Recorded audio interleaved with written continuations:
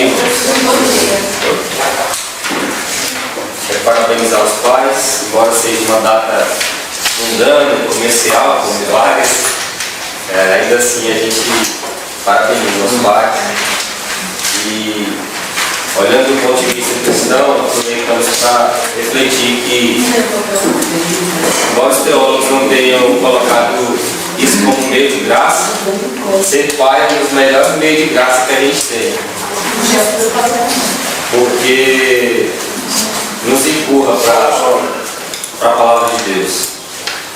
Ser pai, então, é um dos melhores meios de graça. Porque nos cura de nós mesmos, nos cura de muitos males e nos ajuda a ter maturidade. Aqueles que são pais, então, parabéns. Aqueles que são casados que ainda não são pais, que Deus dê a graça de ser, quando aprover a Deus, para que vocês também possam ter esse meio de graça. Amém?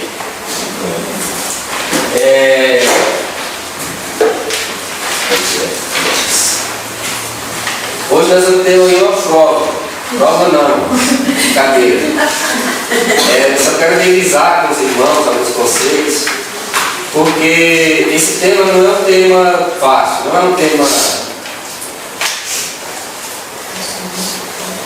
Esse tema é muito carregado de conceitos, né? E como a gente não está com pressa aqui, eu queria que os irmãos tivessem a oportunidade de revisar esses conceitos. E também o irmão vai ter uma folhinha aí de cola, que vocês podem daqui para frente utilizar, os irmãos estudarem em casa também. Aí a gente faz um apanhado geral daquilo que foi dito até agora, e assim a gente forma uma visão melhor para a gente poder continuar caminhando aí. Hoje é a 4ª aula, então vamos lá. Primeira pergunta que eu coloquei aí, valendo um ponto, é o que é cosmovisão. Marcos, quando você clicar na setinha azul, ele vai te levar lá para o slide e der a resposta. Então os irmãos podem colar? Podem colar, tá? Podem colar aí do professor, pode. Mas o objetivo é que a gente revise, então, esses conceitos.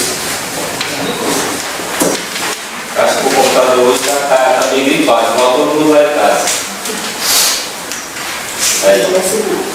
Então nós vimos, aproveita enquanto eu falo e vamos falando aí. Então nós vimos que cosmovisão se refere a esse conjunto de distinções filosóficas e religiosas que caracterizam a visão geral de alguém com relação a questões como a natureza da verdade, a divindade, a existência do homem, o sentido do universo e da vida, os problemas da sociedade, entre outros. Se estiver achando muito grande, pode pôr suas palavras. Viu? E cosmovisão, então, irmãos, como diz o Ronald Nash, é tudo sobre tudo. Ou seja, são aqueles nossos conceitos mais básicos que nós temos e que nós vamos usá-los para dar resposta às questões da vida. Ou seja, quem é o homem, quem é Deus, quem é Deus, quem é o homem, por que nós estamos aqui. Então, cosmovisão são os conceitos mais básicos que nós temos como seres humanos, aos quais nós vamos utilizar para dar resposta às questões da vida. Correto? Isso quer dizer, eu havia dito que eu gostei dessa definição aqui do William Craig, porque é uma definição não somente teórica, mas que ela traz para o campo da prática. Porque há esse conjunto de crenças, de saberes, de conhecimento filosófico, existencial, de fé, eu vou dar resposta para coisas práticas como a natureza da verdade, a divindade, a existência do homem, o sentido do universo e da vida, os problemas da sociedade, entre outros. Então isso aqui é cosmovisão. A unidade mais básica de conhecimento, de fé do homem, que nós vamos utilizar para dar resposta a todas as questões que nos envolvem como seres humanos. Quem somos nós? Para onde nós vamos quando nós morreremos? E aí, dependendo da sua cosmovisão, você vai dar diferentes respostas para essa pergunta. Correto? Alguma dúvida com relação a essa questão? Alguém ainda tem dúvida sobre o que é cosmovisão?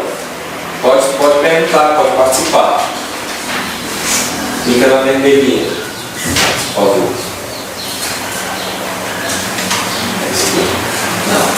Fica na vermelhinha. Isso. A segunda pergunta é mais fácil. É possível que alguém não tenha cosmovisão? Não. Sim ou não? Alguém acha que sim? É possível que exista alguém que não tenha cosmovisão? Todo mundo tem uma, muito bem. Então não é possível que uma pessoa não tenha cosmovisão. Ela pode não saber o que é cosmovisão, ela pode nunca ter ouvido falar dessa palavra, mas ela vai ter uma visão de mundo, ela vai ter pensamentos a respeito dessas questões.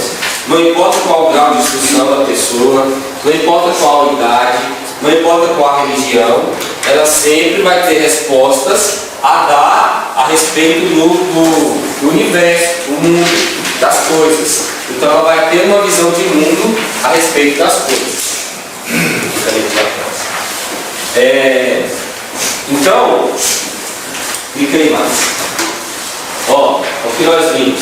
Toda pessoa madura e racional tem sua própria cosmovisão, embora a maioria desconheça o significado da palavra ou saiba que possui um. Nós vimos que desde o momento que a criança nasce, que ela começa a se relacionar com os pais, ela começa a formar uma cosmovisão, uma visão de mundo. E ela vai herdar essa cosmovisão muito da educação que ela vai receber dos pais. Claro que também a educação formal que ela vai receber da escola, também a influência da sociedade, dos amigos, tudo isso vai formar uma cosmovisão nas pessoas. Mas todo ser humano adulto tem uma cosmovisão. Ela pode não ser uma cosmovisão cristã. Então se a pergunta fosse, todos têm uma cosmovisão cristã? Aí a resposta seria, não, nem todos têm uma cosmovisão cristã, mas todos possuem uma cosmovisão, seja ela qual for. Se uma criança nasce lá no Japão, no Oriente, e ele é criado ali no budismo, por exemplo, ele vai ter uma cosmovisão budista.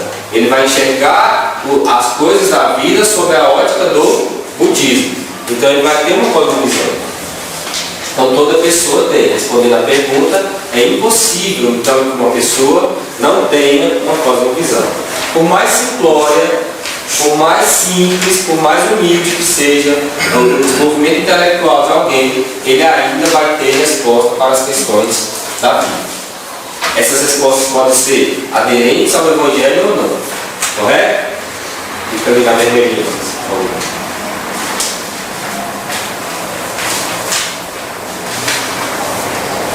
Então todo mundo respondeu aí a segunda. É possível que alguém não tenha cosmovisão? Não. Alguma dúvida? Não. Todo mundo tem. A terceira questão que nós já discutimos é como se forma uma cosmovisão. Como se forma então uma cosmovisão? Se forma a partir de todo o conhecimento adquirido ao longo da vida, desde as experiências mais infantis até o conhecimento formal obtido por estudos, leituras, por ouvir, aprender e explorar. Ou seja, cosmovisão se forma à medida que a criança cresce e se desenvolve. Como se forma? A partir primeiro do conhecimento dos pais e depois a respeito da educação formal, das leituras, de tudo isso, de todo esse conhecimento que nós adquirimos ao longo da vida. É assim que se forma a cosmovisão. Então, cosmovisão se forma a partir de todo o conhecimento adquirido ao longo da vida. Tudo que nós conhecemos, tudo que nós aprendemos, tudo que nós exploramos, isso vai fazer parte da nossa cosmovisão. Correto?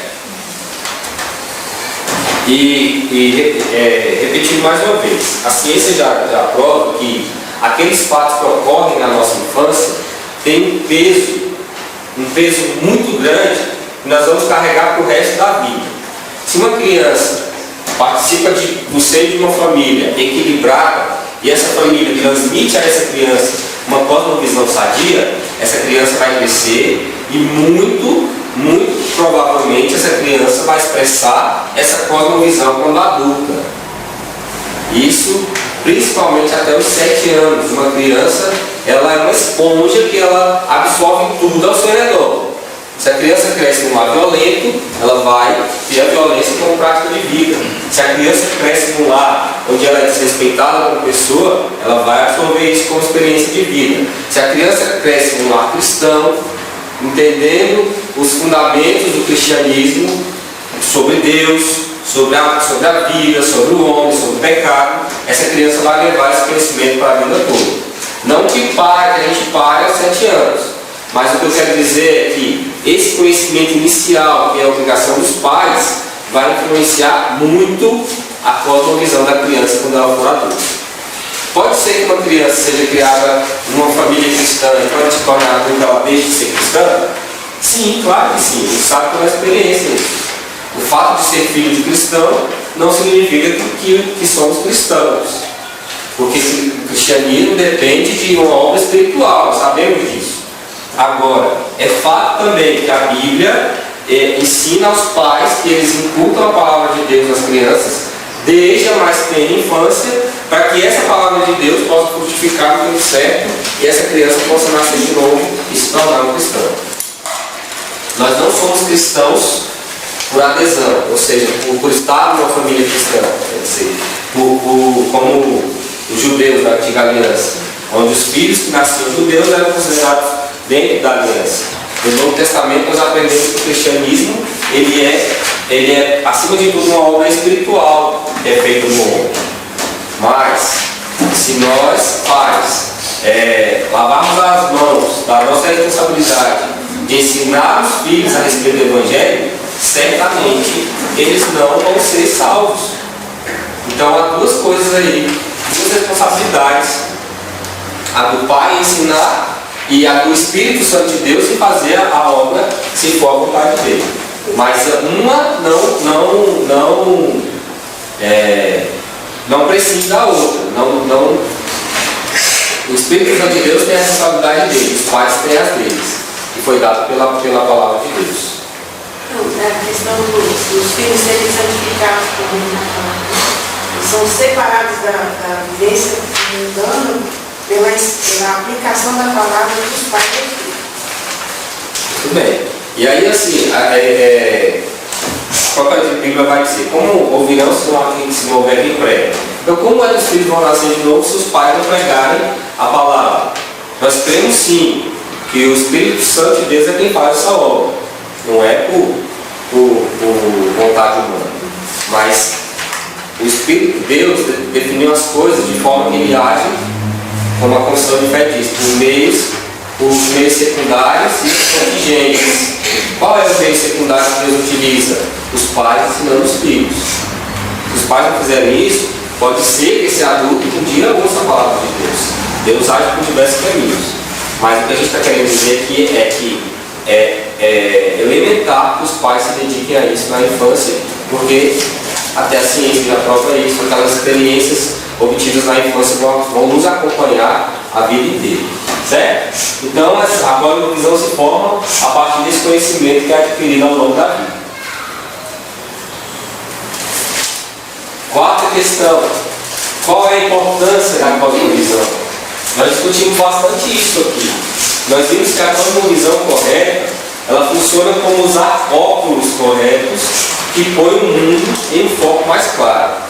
Por que a gente olha para o mundo ao nosso redor e a gente às vezes pergunta: será que o mundo está maluco? O que está acontecendo com as pessoas? O que está acontecendo com a sociedade do nosso tempo? Quando a gente faz essa pergunta, nós estamos dizendo que a sociedade da nossa época enxerga o mundo de uma forma que nós não enxergamos, nós enxergamos diferente.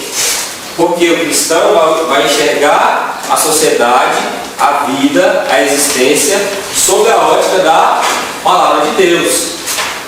E sob a ótica da palavra de Deus, nós entendemos que as coisas têm uma razão de ser, que todos nós temos uma razão de existir e temos uma responsabilidade. Acontece que a sociedade que está enxergando o mundo sobre outras cosmovisões, isso vai causar um choque. Um choque que é mais do que um choque cultural, mas é um choque de cosmovisões. Ou seja, qual a importância então da cosmovisão? A cosmovisão vai funcionar então como óculos ou como lentes corretas que põem o mundo em foco mais claro. Quando o homem entende o conceito de pecado, o conceito de Deus, o conceito de queda, depravação total, de necessidade de redenção, nós vamos enxergar a vida sob uma ótica diferente do ímpio, que não entende esses conceitos, que vai viver a sua vida apenas como se fosse um animal, uma criatura que não tem propósito nesse mundo, e cujo propósito não é glorificar a Deus. Então essa é a importância da cosmovisão. Quando alguém olha o mundo pela perspectiva da cosmovisão errada, o mundo não faz muito sentido. Ou o que a pessoa pensa fazer sentido estará, na verdade, errado em aspectos importantes. Nós falamos aqui que quando alguém se suicida ou tira sua própria vida, significa que essa pessoa chegou num ápice, num clímax de não compreender o mundo à sua volta, de não compreender a razão da sua existência, de não compreender a própria existência de Deus. Essa pessoa, por não ser capaz de dar resposta a essas questões, ela se suicida e ela busca o escape da morte, porque para ela é melhor a não existência do que existir num mundo sem respostas às suas questões básicas como ser humano, como um ser espiritual que precisa de respostas espirituais. Então, é essa a importância da cosmovisão. E para nós cristãos, esse tema se reveste de maior importância, porque nós precisamos saber quais são os pontos principais da nossa fé, do que nós cremos, do que nós entendemos como verdade absoluta. Correto? Ricardo, Pessoal, voltando àquele ponto que você falou que a cosmovisão é formada desde nossa infância até durante toda a vida, né? E aí Deus se preocupa bastante. Deus se preocupa bastante com os primeiros momentos da vida. E os psicólogos dizem que a criança, você forma a personalidade dela até os 10, 12 anos de idade. Você forma a personalidade dela. Então, com o que ela tem no ar, com o que ela lê, com o que ela ouve os pais ensinarem, os exemplos que ela vê, então vai formar a personalidade dela. De tal forma que depois dos 12 anos, para mudar, só se for obra de Deus, obra do Espírito Santo na vida dela, que aí muda a cosmovisão como um todo. E se ela for criada num lar evangélico, num lar cristão, num lar judaico, que ensina de fato a palavra de Deus, também para mudar essa cosmovisão dela, é difícil. Nós vemos pessoas que não fazem parte da igreja, que estão no mundo, mas elas lembram de todo o legado do evangelho que foi ensinado a ela. E claro que o homem sem Deus tem força para voltar e tudo, mas ela não guarda alguns princípios, alguns valores. E é interessante isso, porque Deus, em Deuteronômio capítulo 6, vai dizer isso, né? Inculca na criança, ensina, deitando, levantando, sentando, indo ao caminho. Bombardeia essa criança com a palavra de Deus, porque isso vai fazer uma diferença muito grande na vida dela. Então o princípio é agora. Quer formar seu filho, quer formar o caráter de Deus no seu filho, é agora. Pode ensinar a palavra. Ensina, vive, prega, canta, ora, livra essa criança de programas desvirtuados, dá boa literatura, segue essa criança com a palavra de Deus. Ela vai ter alimento suficiente para caminhar toda a vida, sabendo quem é o Deus verdadeiro e vivendo de acordo com quem é esse Deus verdadeiro. No fundo, elas dirão: meus pais me ensinaram a palavra de Deus, meus pais me apontaram o caminho certo. Se eu estou na bagaceira hoje, a culpa é minha. Eu não culpo ninguém. Não culpo a igreja, não culpo meus pais. Eu estou assim. E peço a Deus, e ore por mim, para que eu volte ao caminho certo. E se derem certo, dirão: graças a Deus. Deus me deu pai, me deu família, que me ensinaram a palavra. E hoje eu sou o que sou. Devo aos meus pais que me ensinaram e me pregaram a palavra e me conduziram à casa de Deus. E é assim que acontece. Não tem pra onde fugir. Cara, puxa agora aí um terreno interessante e problemático. Agora mesmo a Marisa tinha um professor e esse professor se matou agora esse dia. Agora por quê? Porque ele se achou com câncer. E eu acho que ele, a cosmovisão dele foi muito raquítica, né? Porque chegar a se matar, porque alcançou uma doença alcançou ele, é terrível, a gente sabe que é terrível, mas tem meios que você pode se segurar até mais. Então, ele era um professor que diz a Marisa que muito importante. Muito importante. E aí, a cosmovisão dele, eu acho que não é que pode um negócio desse. Foi muito pouca, e muito mais pro lado errado, né? É por isso que quando a gente prega o Evangelho, muitos ímpios dizem assim, mas você acha que você está com a verdade absoluta. E a sua verdade é absoluta e você não aceita a gente. Ora, nós achamos mesmo. Achamos, temos certeza disso. Por quê? Porque o Evangelho, como nós vamos ver, ele traz respostas satisfatórias ao ser humano. O Evangelho é uma cosmovisão completa que vai satisfazer a alma do homem.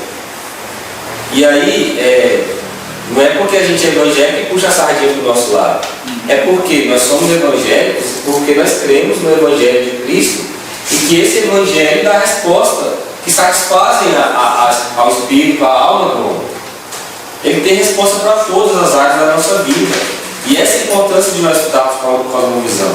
Estava assistindo uma pregação essa semana sobre cosmovisão e o pastor falando assim, a gente vê hoje que a igreja ela só prega sobre temas morais. A maioria das pregações hoje são sobre temas morais. É muito difícil você ver qual a visão do Evangelho sobre a economia, qual a visão do Evangelho sobre as finanças, qual a visão do Evangelho sobre a educação, qual é a visão do Evangelho sobre as mazelas sociais. Por quê? Porque muitas igrejas reduziram a cosmovisão cristã à questão moral. A questão moral. Aborto, homossexualismo, divórcio, novo casamento e tal, que são temas que devem ser tratados pela igreja, mas que a cosmovisão cristã não se resume a isso. O Evangelho, já temos falado aqui, não só eu, como todos que ensinam aqui. O Evangelho tem resposta para todas as áreas da nossa vida. Basta a gente entender os princípios do Evangelho e aplicá-las a essas áreas. Nós vamos entender que o Evangelho é o Evangelho do equilíbrio. O Evangelho é o Evangelho que traz restauração nas áreas onde nós caímos por causa do pecado. Então, com relação à criação do Espírito, como o Davi estava colocando, a gente vive uma sociedade que terceiriza essa questão da criação dos filhos. Terceiriza completamente. Deixa a mercê da escola, deixa a mercê de outras pessoas. E nós, por um lado, nós sabemos que a nossa sociedade, o capitalismo, na forma como a gente vive hoje, empurrou muito dos pais a essa luta desenfreada pelo sustento. E aí a gente tem que sair cedo e volta tarde. Só que isso explica, mas não justifica o fato de que muitos pais terceirizam a educação dos filhos. Deixam para os avós, deixa para uma babá, deixa para a escola. E o que a gente mais vê hoje são pessoas que acham que a escola tem a obrigação de educar as crianças em todos os sentidos da vida.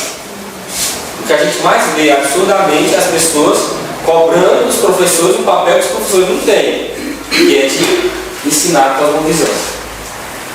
Um professor pode, como nós discutimos na aula passada com a Eliana, um professor pode, dentro da sua aula, ensinar ensinar e inserir a cosmovisão correta, porque ninguém dá aula falando de coisas que ele não crê. Quando você dá aula, você fala de coisas que você crê, você ensina. Você não se torna um robô e simplesmente passa o conteúdo programático ali. Todo aquele conhecimento passa por dentro de você, você ensina de forma pessoal. Só que não é obrigação da escola ensinar uma criança a respeitar os mais velhos, por exemplo. Não é só obrigação da escola. Isso é dos pais, isso é educação. Lá no meu trabalho, teve os irmãos viram nas manchetes aquela história do tigre lá, que o menino enfiou a mão na jaula e o tigre foi lá e comeu o braço do menino. Aí tem um grupo lá no meu trabalho de WhatsApp, e aí discussão vai, discussão vem, e uns falando que era acabando com a raça do pai, aí outro dizendo que não era culpa do pai, que era o povo, que era porque lá a segurança era pouco, que a jaula era que dava para pular seco, que não podia dar para pular seco, porque a seca era muito fácil, e aquela discussão toda. Aí eu entrei e só coloquei, o menino tinha 11 anos, a única coisa que eu coloquei lá foi assim: olha, se com 11 anos de idade eu pulasse uma cerca, qualquer cerca, ainda mais uma que tem uma placa bem grande escrita lá, para não pular com cuidado, a menor das minhas preocupações seria o tigre. Porque ou meu pai ou minha mãe ia me matar antes do tigre. O tigre seria a última coisa que eu tinha que me preocupar. Porque a minha mãe ia chegar antes do tigre. E eu ia perder o fígado, não o braço. Porque minha mãe, nessa idade, ela era mais medonha do que o tigre. Se ela falasse menino, já sabia. Então, irmãos, aí eu coloquei lá, ou seja, voltamos, como sempre, à questão da educação. Podia ter 1000 grades lá, se a criança não teve a educação. E as testemunhas são claras em dizer: o pai estava presente e o pai estimulou o filho. Tem até vídeo para me dizer que é mentira. O pai apareceu dizendo que não, que estava segurando o outro menino, que foi um momento de laço.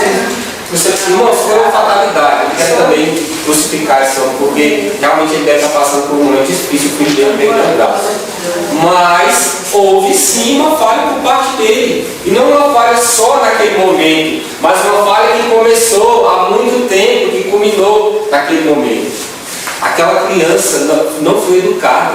O menino tem vídeos para você ver, o menino faz macaquice na frente. Antes ele já tinha ido na jaula do leão. Eles tinham ido almoçar num restaurante, o menino encheu o bolso de osso de galinha, ou seja, ele já foi com aquela intenção, foi na jaula do leão, pegou os ossinhos de galinha dando na boca do leão. Claro que o leão não estava interessado nos ossos, estava interessado no petisco maior, né? Estava na frente dele, mas deixou tudo. Aí o leão não achou a oportunidade, ele foi no tigre, o menino sobe na grade, o menino balança, o menino faz macaquice. E o pai não tem uma atitude: ah, que eu estava segurando o outro menino, estava prestando atenção. Como assim? Aí o menino enfia a mão na grade, o tigre vai lá e compra. A advogada apareceu na televisão dizendo que eles vão processar o zoológico, processar o Estado, ou seja, vão pedir indenização. Isso não é um absurdo? Isso não é um absurdo? É um absurdo porque aquela criança vai passar agora a vida sem o braço direito, que é o que ele utilizava. A consciência desse pai vai estar agora acusada, a consciência da mãe, porque eles são divorciados, o menino tinha ido visitar o pai. A consciência da mãe, porque não estava lá presente, porque não educaram essa criança. O tigre foi, o maior absurdo que eu acho, o tigre foi isolado e tinha pessoas pedindo para sacrificar o bicho. Aí eu olho na história e vejo: o tigre foi o mais racional da história. O tigre foi o único que agiu de acordo com os princípios corretos. Ele é um predador.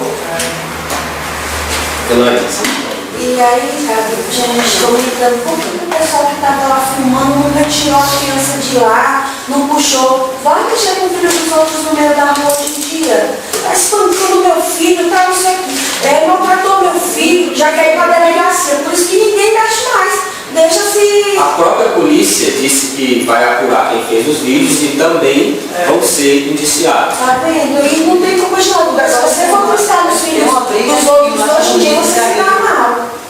Deus disse que é mais caro o homem e essa criança aí. Aí o pai estava presente. Alguns passaram aqui, gente, vai. Ia fazer o quê? O pai está lá.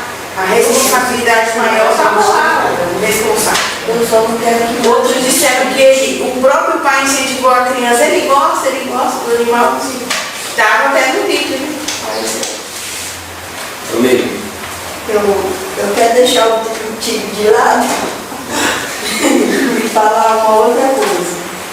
Eu pedi licença agora no início, do Samuel, para me falar do início, né? Tem meu cunhado lá em casa, que ele fica sempre lá em casa. E ele tem uma amizade com o meu cunhado. Então, tudo que o Donato fazia, tinha que bater no Donato. Vovó, o Donato foi para a rua. Vamos bater nele de sandália? Vamos? Vamos bater nele de sandália, vovó? Aí eu mudei a história, né? Chamei ele e falei assim, pra que bater no Donato de sandália? Para bater, vovó, ele foi para a rua. Queimar a boca, fazer coisa errada, né, vovó? Eu falei, mas é assim, o Donato é irmão do vovô. A gente tem que cuidar dos irmãos da gente, não é? Não pode bater no Donato, que é irmão do vovô Luiz, é titi da mamãe, é cunhada da vovó, é que eu falei, né? De todas as pessoas. Fale hoje que você quer bater no Donato. Pode não, ele é irmão do vovô, é titi da mamãe, do Davi. Ele é amigo, pode não, Luiz. Então, eles aprendem, e aprendem. Aprende, ele era mais novinho. Então, irmãos, essa é a importância da cosmovisão. Essa é a importância da cosmovisão. E essa tragédia aí mostra, escancara mais do que nunca, como hoje as crianças não têm uma referência de autoridade. A gente lá em casa, de vez em quando, assiste aquele programa da Superman.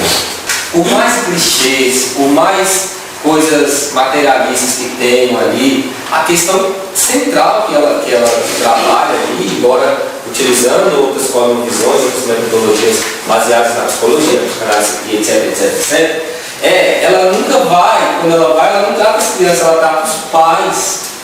Sempre quem está presente no tratamento são os pais. E aí ela faz lá umas coisas simples, que muitas vezes o filho está sem atenção, o filho está sem o que fazer, aí vai, obviamente, que aquela energia acumulada ele vai fazer alguma coisa, a violência que eles utilizam, a falta de referência, a falta de autoridade, filhos que são obrigados a assumir o papel do pai que não está lá, ou da mãe, filhos que não têm referência, ou seja, sempre são os pais que são tratados ali, não as crianças. E aí, naqueles poucos minutos ali de programa, ela trabalha algumas semanas, não sei qual é a periodicidade que ela trabalha lá, você vê claramente que há uma mudança ali.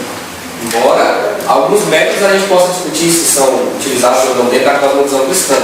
Mas o que eu estou dizendo é, os problemas estão na cara. Falta cosmovisão, falta uma referência de Deus, de existência, de quem nós somos e para onde nós vamos e qual é o nosso propósito. Uma questão assim, disciplina é diferente de correção, né? Porque disciplina começa em você. Como é que você vai dizer para uma criança que ela precisa acordar cedo se você não acorda? Ela não vai acordar sozinha. Então, disciplina é diferente de correção. Então, geralmente, o que os pais precisam ter disciplina naquele processo contínuo, que é uma coisa contínua, para poder ensinar seus filhos. Como é que vai ensinar a Bíblia? Se você não tem um horário para ensinar os seus filhos, se você não tem um horário certo para almoçar, não tem um horário certo para eles comerem, não tem uma organização de vida. Então, disciplina é o que nós, como cristãos, precisamos ter. E persistência nessa disciplina. Porque senão vira uma bagunça e a criança não consegue absorver. Fica agitado, desconfortável com o ar, desconfortável com o aprendizado, começa uma confusão e aí você, como pai, acaba se desesperando. Nós, como cristãos, muitas das vezes deixamos isso passar da perspectiva. E só a graça de Deus, para nos ajudar. Só a graça. Agora, uma coisa também interessante é que a palavra de Deus, ela essa questão de disciplina é ausente do ensino. Ele vai dizer em Deuteronômio capítulo 6, se eu não me engano, ensina o teu filho, depois de teus filhos, os filhos de teus filhos. Então é uma coisa constante, constante. Então ele vai dizer que vai chegar uma certa época da vida desse filho que você já não vai mais estar inculcando as coisas na casa. Você vai deixar. Mas Deus não deixa. É até o final dos nossos dias Deus está nos corrigindo, nos disciplinando, nos ensinando. E uma coisa interessante também, que eu vi, que a gente estudou na reunião das mulheres, é a questão da educação do filho. Os pais têm que estar sempre atentos, independente da idade. Se ele é criança, se ele é adolescente, até mesmo se ele é adulto. A mãe do rei Lemuel, ele já estava adulto já.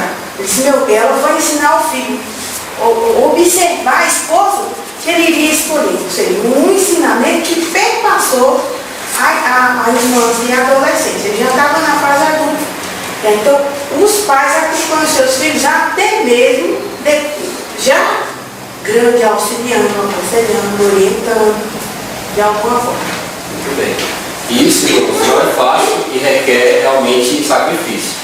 Uma das cenas que eu me lembro nesse programa, a mulher amarrava o sapato do filho de 10 anos. Aí ela perguntou para ele, por que você amarra o sapato dele? Ela falou assim, porque eu não tenho paciência para ensinar ele a amarrar. Eu prefiro ir lá e amarrar. Aí ela falou assim, olha, você tem 3 filhos. A única coisa na vida que você não pode ter é falta de paciência de ensinar. Porque você tem 3 filhos. A sua obrigação primordial, que a mulher não trabalhava fora e tal, é ensinar. É ensinar. Então, como assim não tem paciência para ensinar? A gente tem que ter paciência, embora a gente saiba de todas as questões que nos afligem. Correria, falta de tempo, engarrafamento, isso e aquilo. Ainda assim a palavra de Deus não muda e nos dá esse objetivo de nós ensinarmos a cosmovisão. Então essa é a importância da cosmovisão. Dê exemplo do que não é cosmovisão. Nós vimos então que algumas coisas estão dentro da cosmovisão, mas que não são cosmovisão. Por exemplo, cosmovisão não corresponde a uma simples opinião a respeito de temas isolados. Ou seja, somente filosofia não é cosmovisão. Somente teologia não é cosmovisão. Assuntos religiosos, assuntos éticos, científicos ou qualquer outro, isso são áreas diferentes dentro de uma cosmovisão. Então, dentro da cosmovisão, nós temos diversas áreas. Vamos pegar a cosmovisão cristã. Dentro da cosmovisão cristã, eu falo de ética? Sim, é o que nós estamos falando aqui agora. Eu tenho filosofia? Sim. As questões filosóficas do homem, da existência humana, o Evangelho vai tratar dessas questões. Eu tenho questões sociais? Sim. O Evangelho vai nos dar os corretos meios sociais de cuidar das mazelas sociais. Educação? Sim. Ou seja, cada um desses temas isoladamente não é uma cosmovisão, mas eles estão contidos dentro da sua cosmovisão. Ou seja, se você for chamado a dar resposta sobre qualquer um desses temas, você vai estar expressando a sua cosmovisão. Correto? Então, exemplo que não é tudo isso que está ali. Temas filosóficos, ou seja, opinião a respeito de temas isolados. Isso não é cosmovisão. E nós podemos estar dentro da cosmovisão cristã e termos uma opinião diferente a respeito de um tema ou outro. Isso é perfeitamente aceitável. Agora, o que não pode fugir são os princípios gerais de uma cosmovisão. Certo? E esse é o grande conceito da cosmovisão. A cosmovisão ela abrange um leque muito grande de conceitos, Mas para ser cosmovisão tem que partir para influenciar a minha prática. Então, a partir do momento que o conceito que eu adquiro, eu guardo esse conceito na mente, esse conceito é absorvido durante a minha vida, e eu passo a responder de acordo com esse meu conceito, isso é cosmovisão. Porque dá apenas uma opinião, às vezes eu dou uma opinião a respeito de um assunto e eu não pratico as consequências que aquela opinião gera, traz, né? Então eu dou uma opinião simplesmente, até para mostrar que eu sou um sabichão, ou que eu sou um versado em filosofia, ou coisa do tipo, mas aquelas consequências não levam a fundo. Então, quando de fato é cosmovisão, quando esse conceito se traduz em prática de vida, influencia minhas práticas de vida e influencia principalmente na relação concernente a Deus, concernente a mim mesmo, concernente ao próximo, concernente à criação. Então eu disse, esses 4 focos de uma cosmovisão, ela vai interferir no meu relacionamento, na minha prática. Criação, Deus, criação, eu e o meu próximo. Influencia, muito bem. Agora a questão da formação da cosmovisão, assim, a cosmovisão cristã é importante porque, por exemplo, eu não tenho nenhum conhecimento sobre filosofia, sobre sociologia, mas eu tenho uma cosmovisão cristã correta, qualquer coisa que eu venha a ler, que eu venha a ter contato, ali de cara, previamente eu vou saber se condiz ou não com a escritura. Muito bem. Ou seja, nós vamos ter princípios.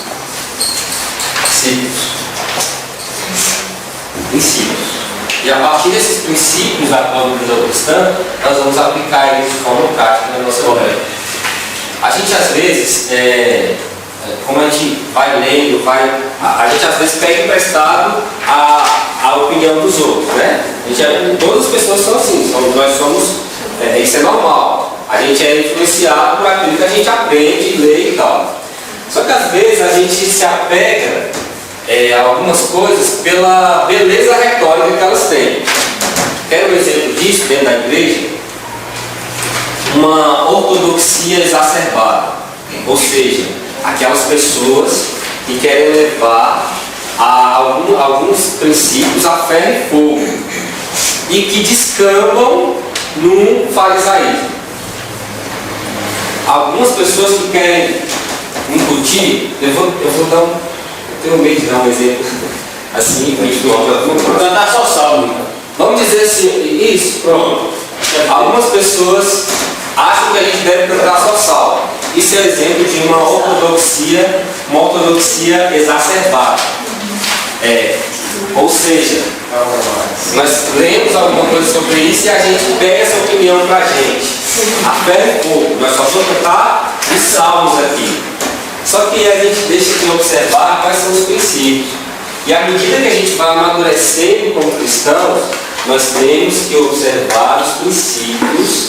A gente pegou uma constituição de uma igreja americana para a gente tentar trazer para nós, né? Foi isso? Aí traduzimos, discutimos vários assuntos, admissão de membros, demissão de membros, e tinha um monte de figura lá que a gente brigou e não chegou em lugar nenhum.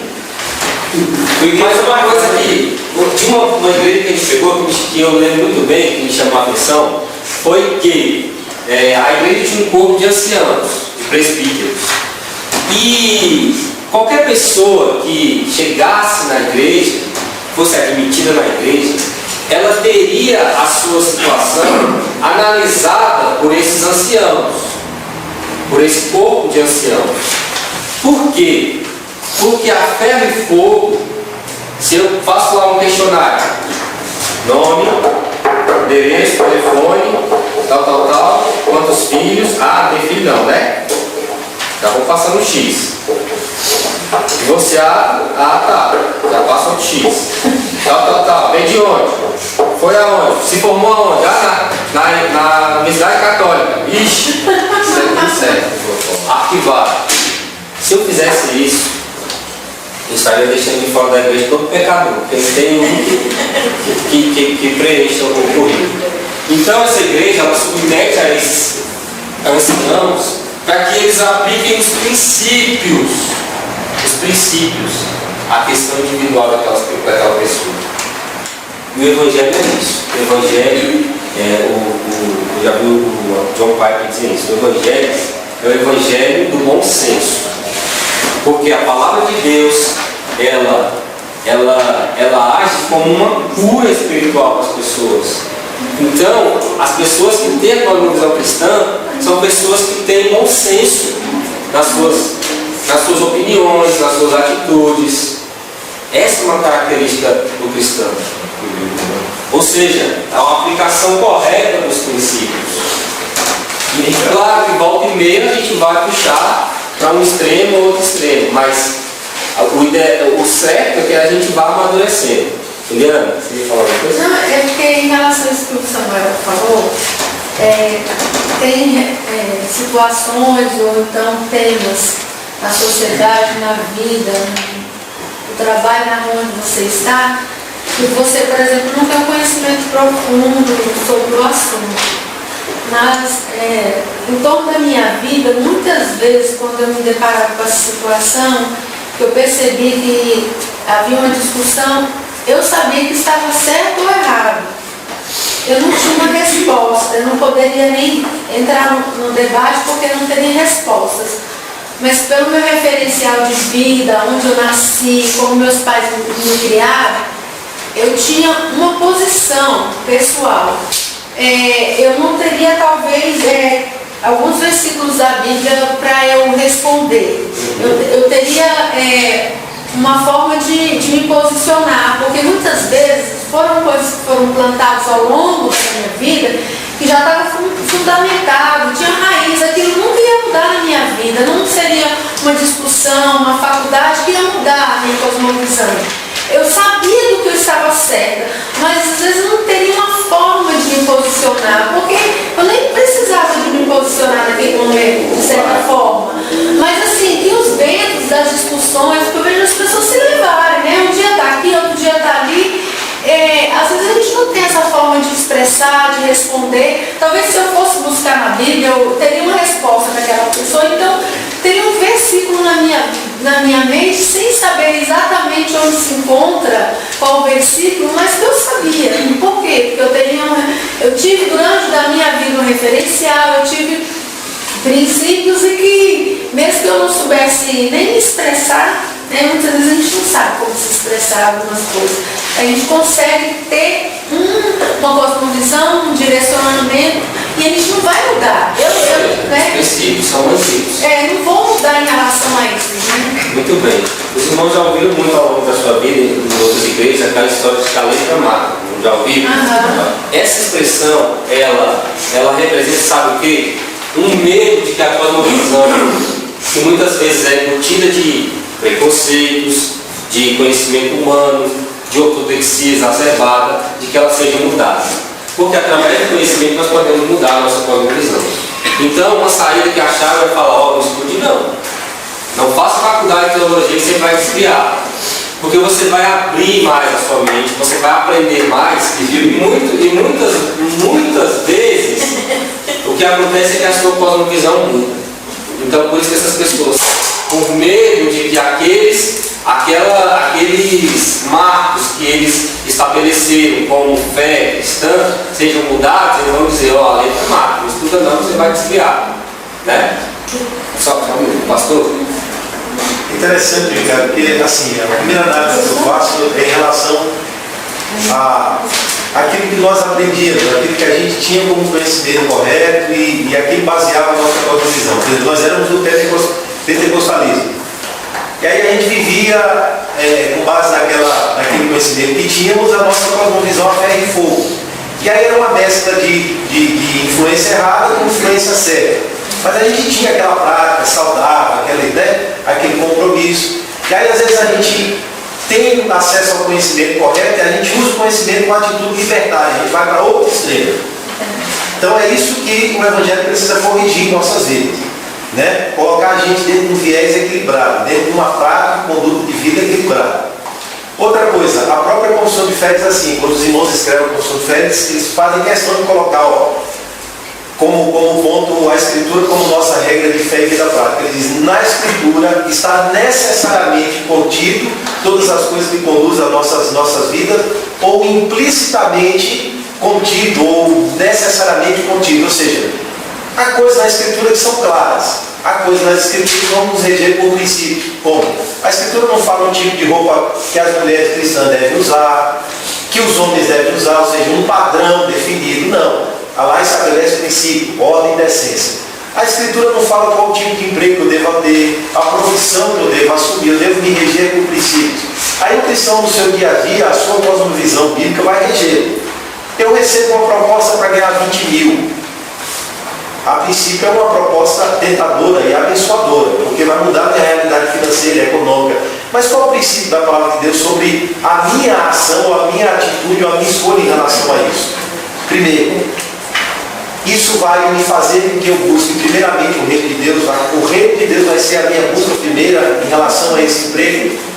Isso vai me roubar o tempo dedicado que deve ser dado a Deus. Eu devo amar a Deus sobre todas as minhas coisas, com todas as minhas forças, com todo o meu entendimento. Isso vai me aproximar para uma conduta de vida saudável, para um relacionamento saudável com a igreja, com Cristo, com minha família. Não, então 20 mil para mim não é desse. Então é esse o princípio cristão, essa é a cosmovisão cristã que a gente precisa retomar e que é ela que vai reger toda a nossa conduta, todas as nossas escolhas, todas as nossas ações, todas as nossas decisões morais no dia a dia. E aí, ou seja, a gente precisa, mais uma vez, a cosmovisão está reforçando mais uma vez, de que a gente precisa conhecer a palavra de Deus. A gente precisa ter habilidade com a palavra de Deus, a gente precisa ter profundidade naquilo que nós estamos conhecendo, a gente precisa ver a aplicação das doutrinas cristãs no nosso dia a dia, na nossa vida, na nossa vivência, nos nossos relacionamentos, nas nossas escolhas. Isso é cosmovisão. Muito bem. E mais do que isso, nós já temos uma ajuda prática do Espírito Santo de Deus, que vai estar nos assistindo e aplicando essa palavra em nós. Ou seja, quando a gente dá o passo de buscar conhecimento verdadeiro de Deus, há um elemento espiritual também. O Espírito Santo vai estar nos ajudando, nos levando a expressar essa cosmovisão em ações práticas. Elaine? Estava falando sobre teologia, tipo de letra, letra massa. Eu lembrei da minha colega, Ana Paula. Ela queria porque queria estudar na UNB, mas porque encheram a cabeça da mãe dela dizendo que quem vai para a UNB vira maconheiro, tomou outro rumo, desvirtuou. Aí a mãe dela não queria deixar ela estudar lá, mas ela disse: mãe, eu quero estudar lá, eu quero me formar lá. Eu tenho cabeça, meu, não vou mudar minha cabeça porque eu vou para lá, não. Pois ela disse: foi só chegar lá o pessoal: não, vamos ali puxar, não, rapaz, não tem necessidade disso, nunca fizer isso, por favor. Ai, tu é muito careta. Ela disse que terminou o curso dela, beleza, tranquila, nunca experimentou nada, nunca teve necessidade de nada disso. Ela disse que tem princípios, ela não precisava daquilo. Aí ela chegou para a mãe dela, para que eu fui estudar agora esse ano. Tá vendo aí, mãe? Terminei. Nunca usei droga, nunca me prostituí, nunca fiz nada de errado. Tô aqui, Vivinha da Silva, não sou maconheira, tô formada. Aí eu falei: Ana Paula, tá certa, né? Faltou ela no dia da colação de grau lá. Mãe, eu sou maconheiro.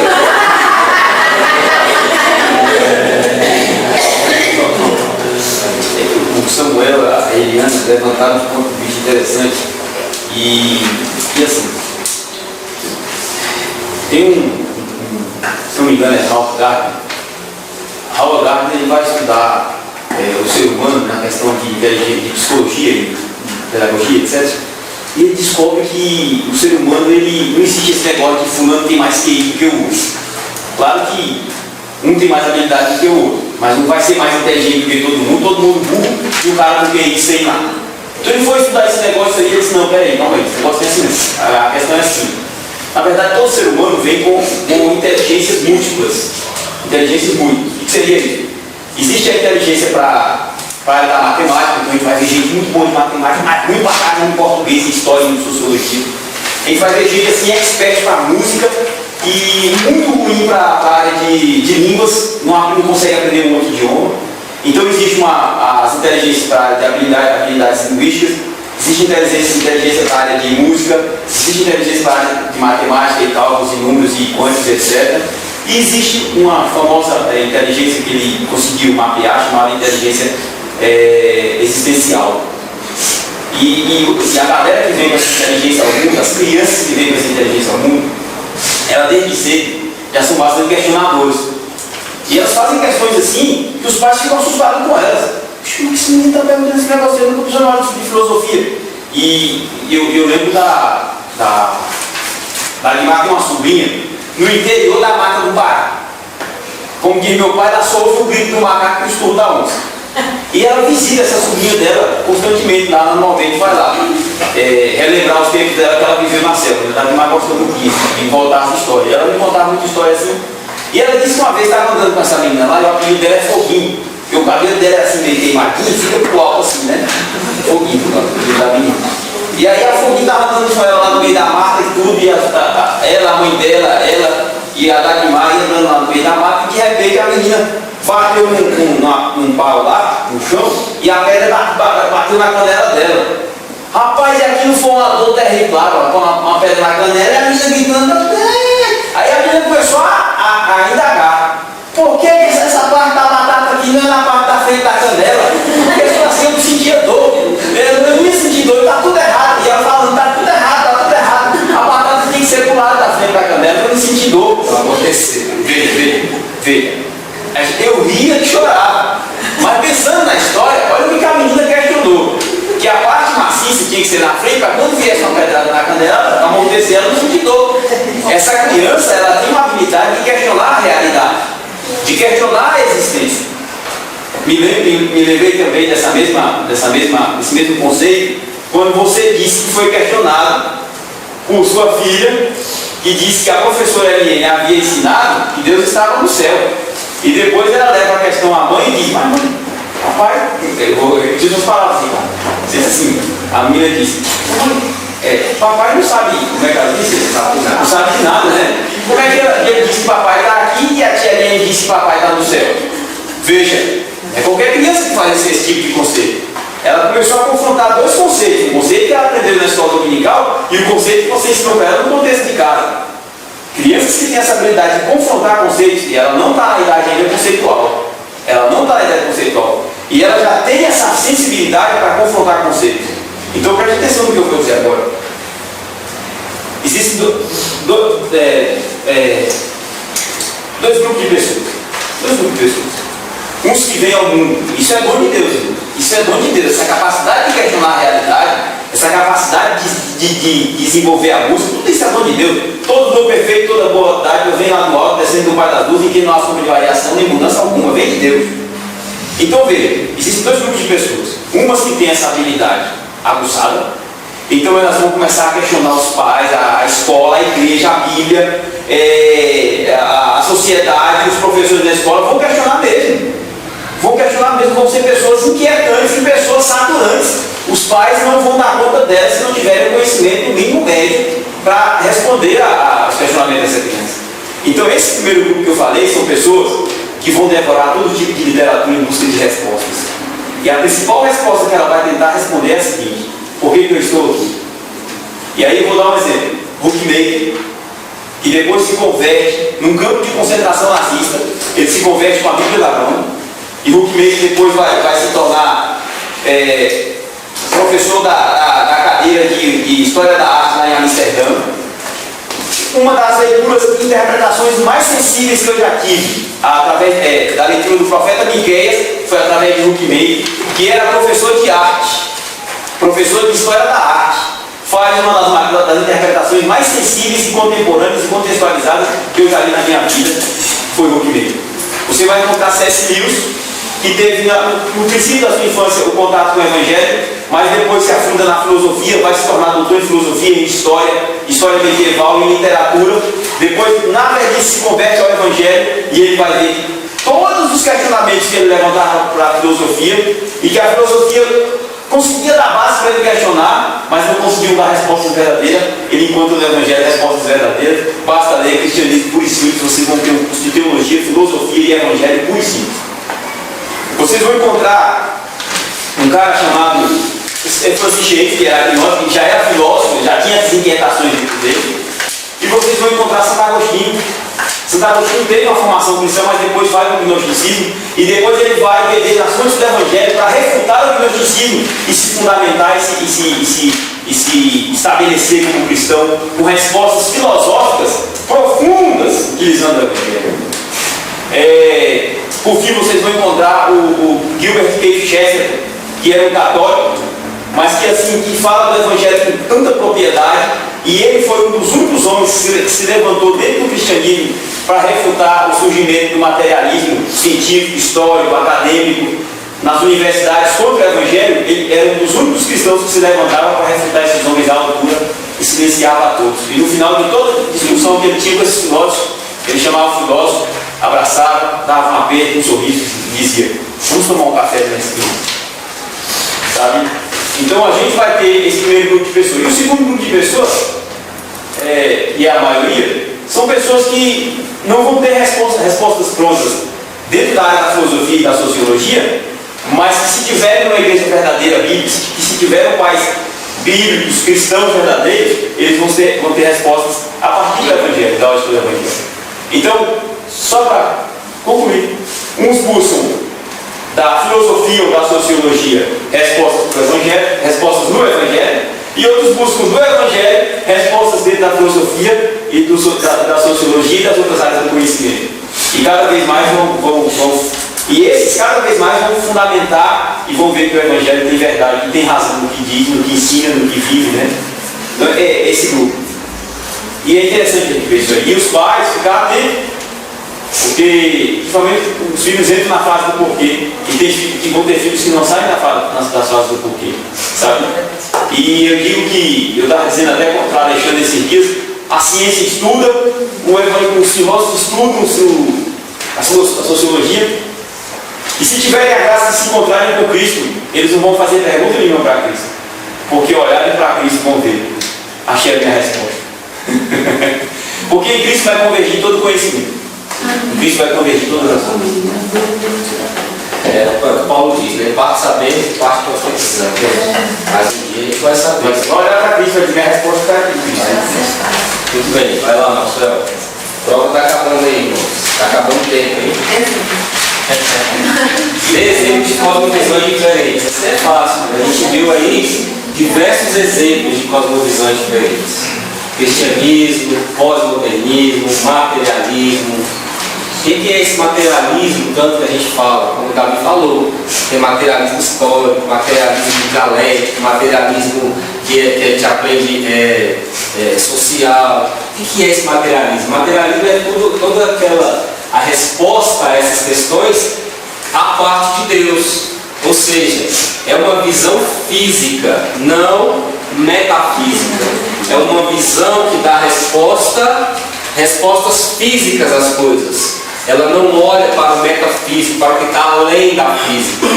Ou seja, o homem, a Terra surgiu, o universo surgiu de uma explosão, porque os elementos químicos, isso é um exemplo só. Os elementos químicos se juntaram, explodiram, e essas reações em cadeia deram origem ao universo.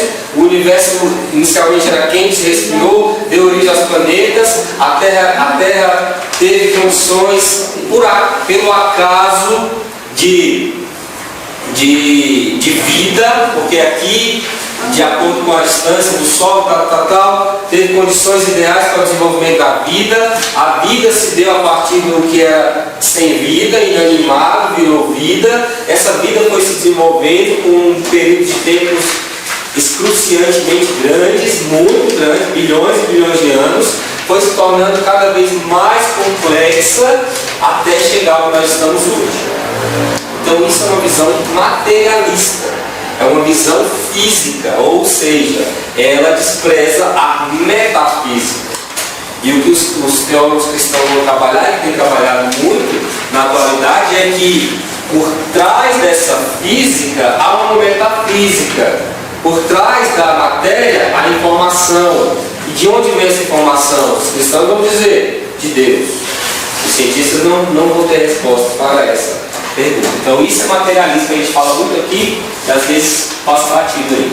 Pós-modernismo é essa junção. O pós-modernismo é mais abrangente do que o materialismo.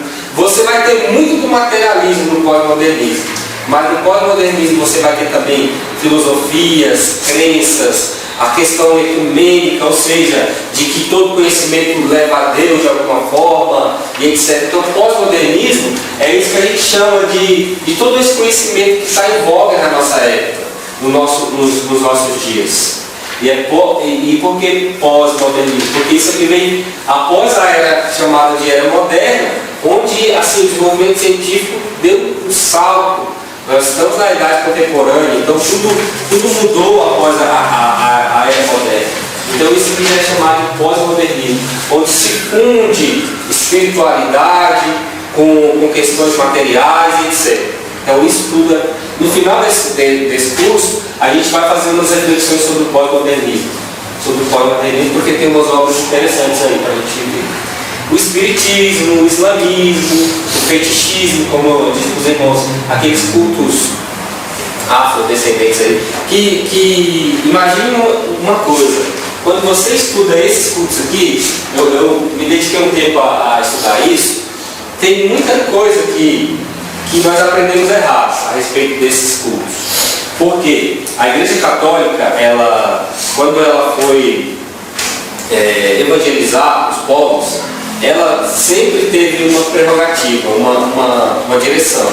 Ela transformava a cosmovisão daqueles povos numa cosmovisão demoníaca. Ou seja, ela sempre teve esse maniqueísmo, esse dualismo muito presente. E isso tem muitos reflexos no que a gente entende hoje. Essa história, por exemplo, o diabo ter chifre, rabo e tridente. Esses são elementos de cosmovisões não cristãs que, ao serem internalizadas no cristianismo, foram demonizadas. Por exemplo, o tridente do diabo, vem lá da mitologia grega. Poseidon tinha um tridente. Essa história do diabo morar no inferno, mitologia grega, porque tinha um deus lá, Hades, que era um deus do submundo, do inferno. Ter chifres. Então, essas mitologias, essas cosmovisões que foram sendo confrontadas com o cristianismo, um dos caminhos da Igreja Católica era demonizar para que os cristãos ficassem vacinados contra elas. Isso aconteceu muito aqui no fetichismo. Se você pega um livro que estuda mesmo a cosmovisão da mitologia africana, você vai ver que não tem muito a ver com o diabo aquilo lá. Obviamente que eu estou falando do ponto de vista puramente, digamos, a gente não está olhando com uma visão espiritual para as coisas, porque Paulo vai dizer que tudo isso que não glorifica a Deus, obviamente é obra do maligno. O que eu estou querendo dizer é que quando alguém vai na macumba e adora um orixá, a sensação que ele tem não é de que ele está adorando o diabo. A sensação de que ele tem é que ele está adorando a um Deus verdadeiro. E lá eles têm quantião de deuses dele, aqueles orixás, dentro da cosmovisão dessas pessoas, são deuses e não demônios. Dentro da cosmovisão cristã, nós então vamos fazer uma associação e aprender que aquilo ali, na verdade, é um culto a demônios. Estão entendendo o que eu quero dizer? O que eu quero dizer é que isso aqui é uma cosmovisão porque é um sistema fechado de crença. Quando eu digo que o orixá é um demônio, eu estou olhando para essa religião aqui do ponto de vista cristão. Mas quem está lá dentro tem um outro ponto de vista. E por isso a gente vai ter muitos embates. E eu entendo, irmãos, que não é o papel da igreja reforçar certos estereótipos. Por quê? Nós temos a tendência de ser mais condescendente, ser mais amigão de um católico que adora uma imagem do que de um macumbeiro que adora uma imagem. Só que os ambos estão adorando uma imagem. Embora a imagem do macumbeiro tenha chifre e rabo, e a do católico tenha uma auréola em cima da cabeça, nós temos a tendência de ser mais condescendentes com o católico, não é isso? A cosmovisão cristã verdadeira do Evangelho vai fazer cair esses preconceitos. Nós temos que tratar todos sob a ótica do pecado, todos como idólatras, e é muito difícil. Existem pessoas realmente satanistas, que adoram ao Satanás mesmo, mas são assim, essas religiões africanas não são um exemplo disso. Tem que fazer cair esses conceitos falsos. Eles acham que estão adorando a Deus. Os deuses, conforme eles aprenderam lá na terra dele, na África. Certo? Mas isso aqui são exemplos de cosmovisão, e essas cosmovisões estão todas em conflito. O panteísmo então vai dizer que tudo é Deus, que Deus é tudo, o ser humano é uma partícula de Deus, uma parte de Deus, uma árvore é Deus, ou seja, vai trocar o Criador pela criatura, certo? Então aí estão exemplos de cosmovisões. Não tem mais. Cite referências bíblicas que tratam de cosmovisão. Irmãos, na realidade, o Evangelho inteiro é uma cosmovisão. Então, desde Gênesis até Apocalipse, quando nós aprendemos que Deus criou o universo, a questão do pecado, a questão da redenção, e aí nós podemos dividir, por exemplo, a cosmovisão cristã em 4 pilares principais, que são a criação, a queda, a redenção e a consumação.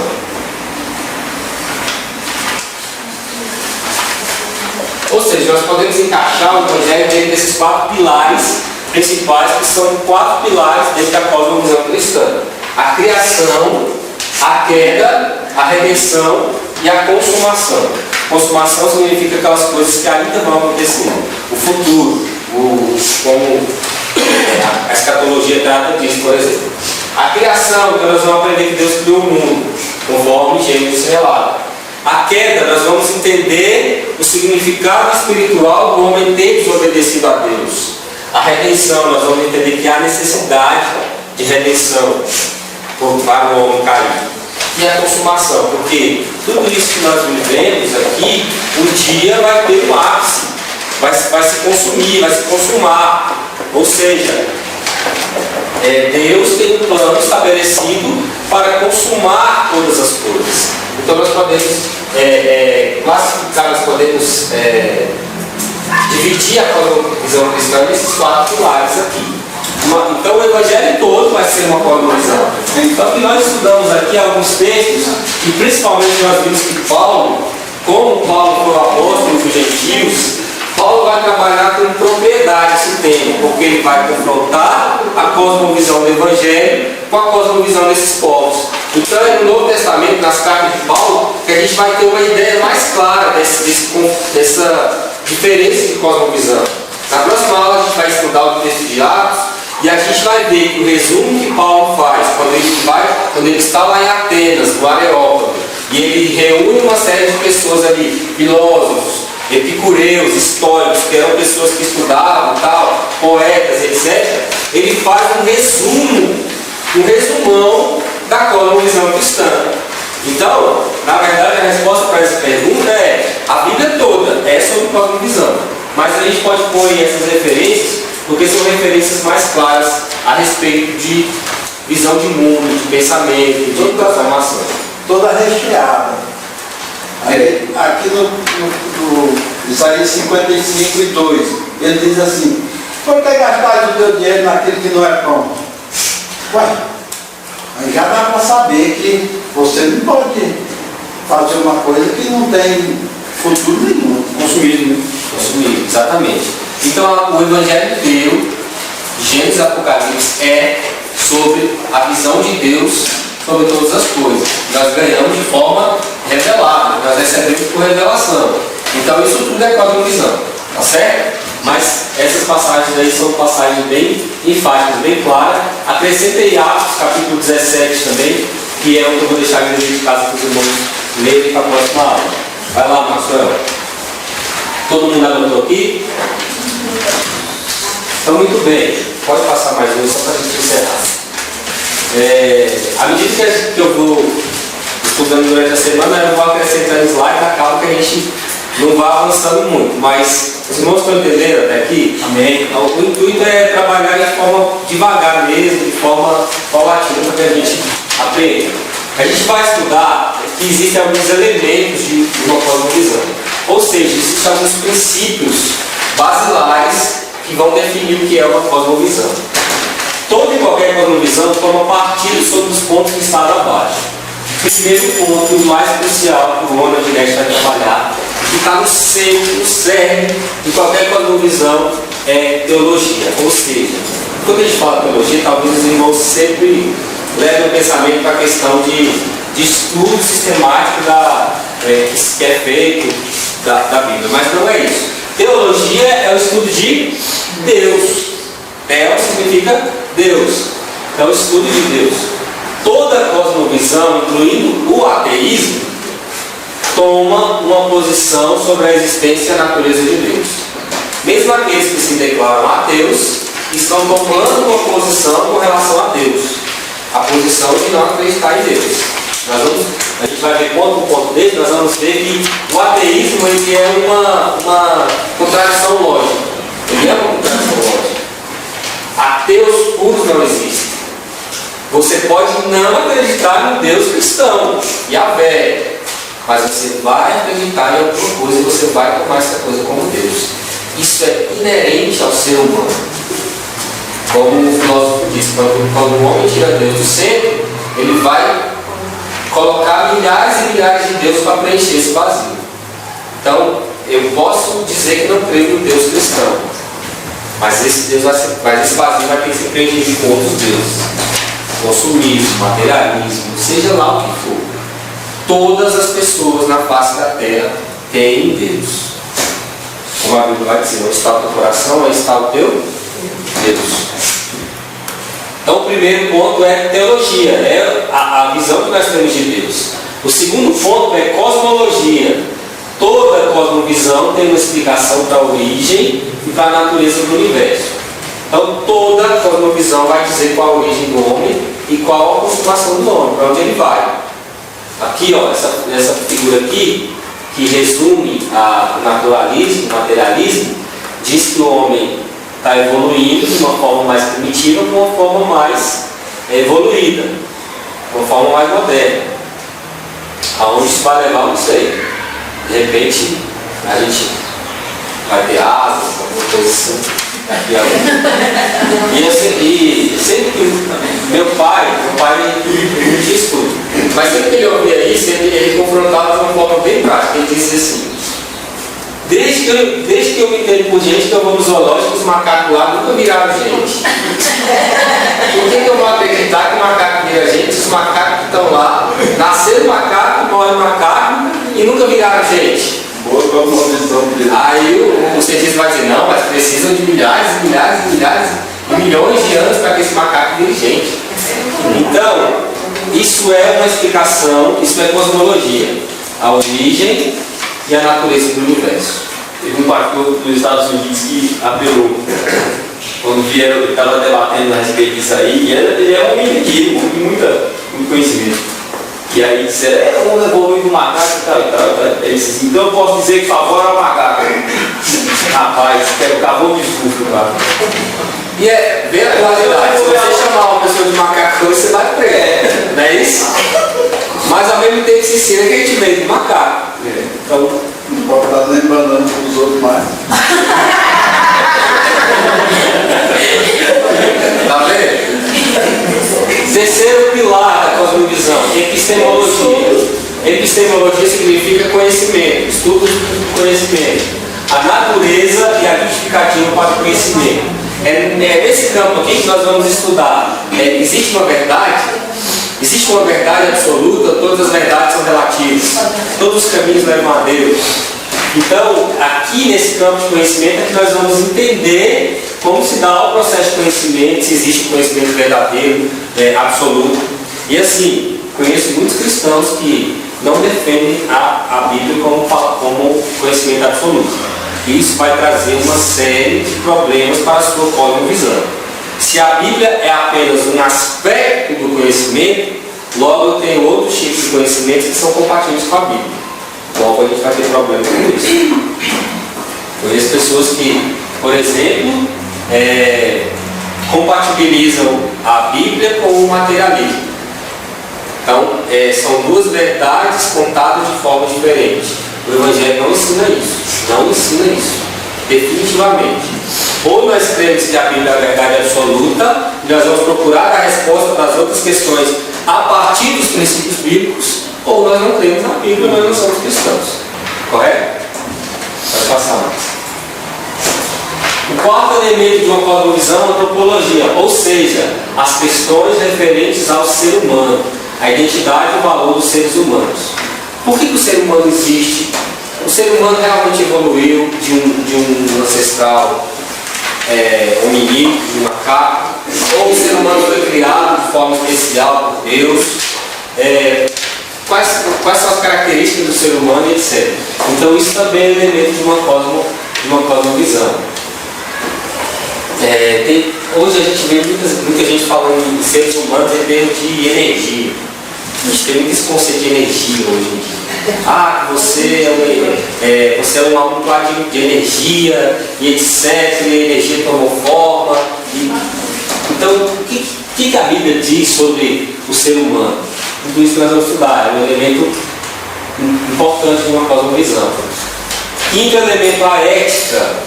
Toda cosmovisão vai dar um norte sobre a identidade e a natureza dos valores. Ética e moral são equivalentes aqui. Ou seja, o que é certo e o que é errado no nosso comportamento.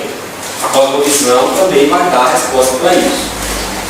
Sexto pilar da cosmovisão, história, o padrão e a importância dos eventos históricos. Então a cosmovisão cristã vai colocar a história da humanidade na esteira do Evangelho. Adão é uma figura histórica, mas que está às voltas de elementos espirituais que aconteceram ali. A história materialista já vai dar outras formas de história. Então, cosmovisão também tem a ver com a história da humanidade. Cosmovisão cristã é a história da redenção. A gente aprende na escola a história, na maioria das vezes, de forma materialista, como uma sucessividade de acontecimentos políticos, sociais, etc., que vão se sucedendo no tempo. Certo? E por fim, o último elemento principal de uma cosmovisão é o destino, ou a realidade última, ou a metafísica, que está além da física. O que acontece às pessoas após a morte? Dependendo da sua cosmovisão, você vai dar a resposta para isso. Uns vão dizer que vai para o paraíso, outros vão dizer que vai virar energia, outros vão dizer que vai reencarnar, Então há uma série de respostas para essa pergunta. E isso tem a ver com a cosmovisão. Na próxima aula a gente começa a estudar cada um desses elementos aí. Passei mais, só para ver. Aí, dever de casa para os irmãos. Os irmãos vão ler o capítulo 17 de Atos, porque na próxima aula nós vamos estudar o capítulo 17. Para não passar batido, eu lembro que eu passei um dever de casa para os irmãos, que foi estudar aqueles elementos do texto do Michael Walker. Sabe qual é o texto dele? Qual é o primeiro elemento? Sou a doutrina de Deus. Sou a doutrina de Deus. Para quem foi que eu pedi a doutrina de Deus? Só para a gente terminar. Para mim.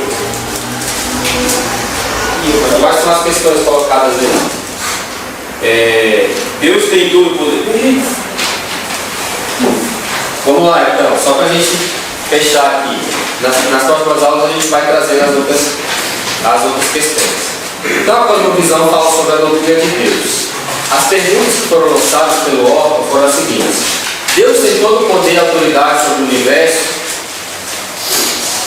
Sim ou não? Sim. Nós queremos que sim, né? Se a resposta for isso aí, você também ficou com essa? Foi. Concorda, Max? Concordo. Eu acho, tá? Eu acho. A história é uma batalha entre as forças do bem e do mal? Sim ou não? Não? A história é a história de Deus. Pastor?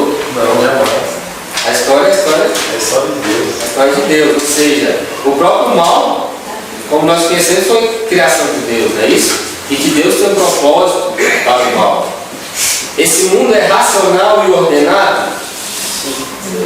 Sim. Sim? Sim. Vocês acham que sim? Nós temos um Deus da razão, né? Deus é racional. Por isso tudo que ele fez é racional como ele é. Que doutrina que nós aprendemos que as coisas são ordenadas? Decreto. A doutrina do decreto, muito bem.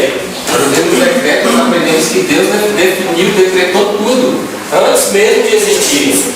Então o universo é racional e ele, por mais que a gente olhe e pense que o mundo não tem racionalidade nenhuma, ele é racional, ele aponta para um fim.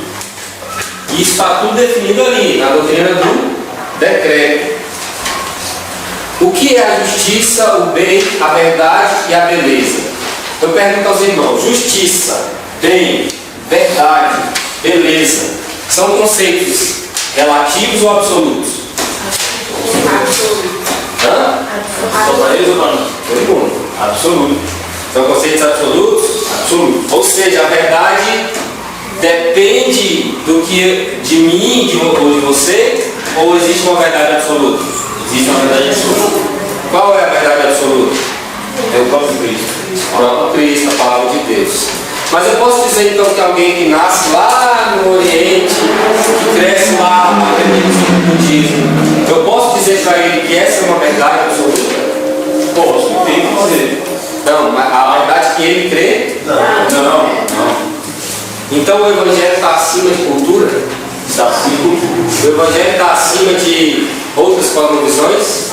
Sim ou não? Sim. Sim. Se nós não tivermos convicção disso, vamos para casa. Vamos. Justiça, o conceito de justiça é relativo? Não. Não? Pode até ser dentro das cosmovisões do homem, mas a Bíblia diz que o conceito verdadeiro de justiça flui ou parte de quem? De Deus. Deus é que é verdadeiramente justo. Como é que essas coisas são reflexos do caráter de Deus?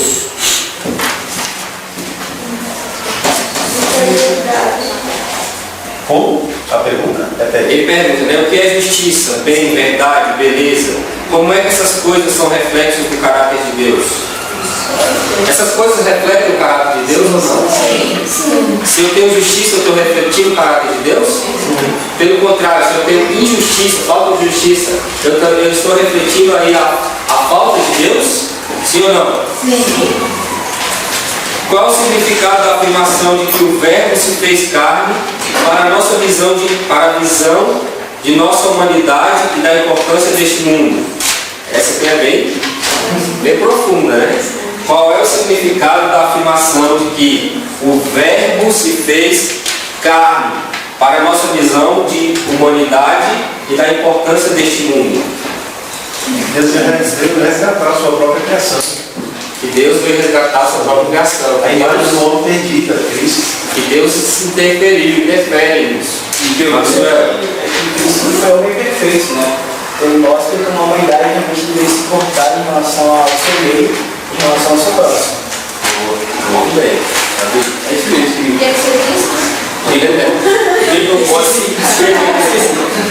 Quem não pode tratar, Ricardo, o ser humano como uma coisa, como alguém que eu possa me utilizar dele para satisfazer meus prazeres, para me gerar dinheiro, alguém que eu possa ter uma amizade com ele apenas por segundos de interesse. Eu tenho que olhar para o meu próprio, primeiramente, como um ser humano, e Deus se preocupa com ele.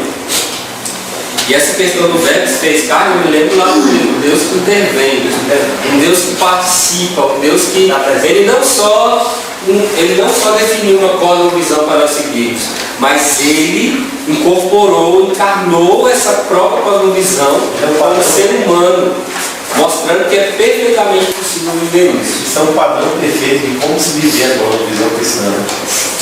Muito bem, nas próximas aulas a gente continua então discutindo as outras coisas.